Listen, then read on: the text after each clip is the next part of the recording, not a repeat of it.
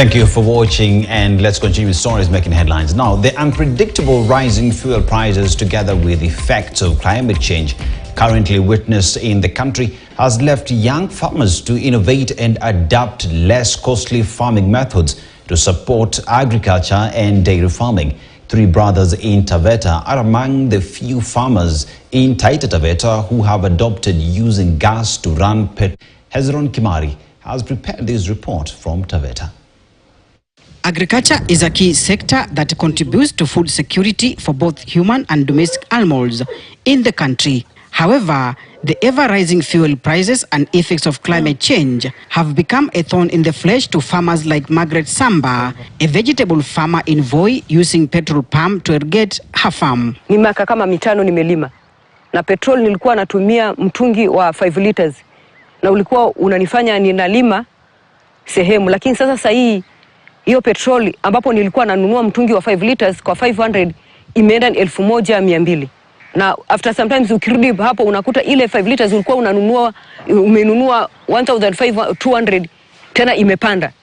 Sasa kwa upande wa ulimaji umekuwa mgumu sana, manake sisi tunatumia petrol atungojei mvua.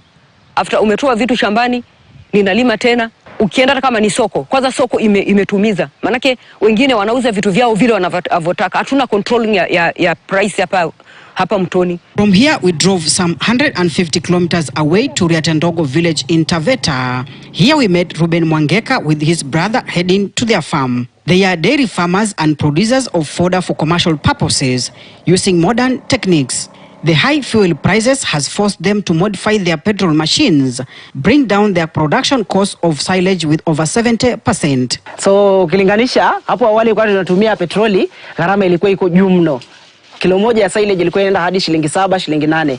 Kwa sababu gharama kubwa ilikuwa ni katika kunyunyizia. Na kunyunyizia tulikuwa tunatumia petroli. Hapo unapata petroli lita 10 inanywesha eka moja. Kwa hiyo eka moja ilikuwa inakula 2000. Na ukitumia gesi unatumia 1050, kwa sababu mtungi moja hii ya kilo 6 tunabadilisha na 1150. Hapo ukilinganisha kwa eka 3 ukitumia mitungi miwili imenyosha eka 3, ambayo hiyo ni kama umetumia 2050, ambayo tuseme ungetumia eka 3 ungetumia 6000. I can say the dairy enterprise in relation with fodder production has benefited more compared to other industries, because now I'm being a key player in fodder production. I've been able to incorporate new fodder techniques that did not exist initially. Because as you can see, we are doing silage. That is something most farmers in Taita Taveta are not doing. But through capacity building and provision of farm inputs such as the seeds, making them available to us, support in terms of machinery, we can now comfortably do it. The new farming techniques is in line with the 3 Sustainable Development Goals, number 2, Zero Hunger, SDG number 7, Affordable and Clean Energy, and SDG number 13, Climate Action. The livestock experts have applauded the system, saying it will end the shortage of fodder and measure to check climate change. As from July towards November, we normally have a shortage of fodder in the entire county, not only in Taveta, but in the entire county. So under such scenarios, like currently, you'll find that most farmers are very desperate, so they end up purchasing fodder that is of low quality and low quantity, thus compromising the amount of milk that they are supposed to produce. So that's why with us we had to come with a very sustainable plan to produce fodder that is that first it takes short period to mature. Then 2, we make sure that we harvest at the right stage and time. Then 3, we have incorporated the best techniques that can sustain the quality. We have around 30,000 dairy animals, around 150,000 beef animals, and all these livestock are dependent on our pasture or rangeland to be able to support them in terms of livestock feed. There have been challenges, and especially because of whenever they are drought in other regions, especially the North Frontier District, a lot of livestock farmers migrate to our ranches to be able to finish off their livestock for the market, and therefore that is putting a lot of pressure on our pasture resources, and therefore the need to invest more in production of livestock feed to be able to feed our livestock. Tofauti iko kubwa sana kwa sababu pia wizi wa mafuta tungeachia vijana shambani, kijana mpaka ukuye hapo saa 8 usiku ananywesha. Siku hizi nikimwachia mtungi ninaenda kwa kushughulikia shughuli zingine. Najua hizi iba gesi. Lakini awali unapata unabadilisha, anakuambia nimetumia lita 15 shambani. Hapo kwa kusaga nyasi ametumia lita 2, lita 1 akashachukua kauzia jirani.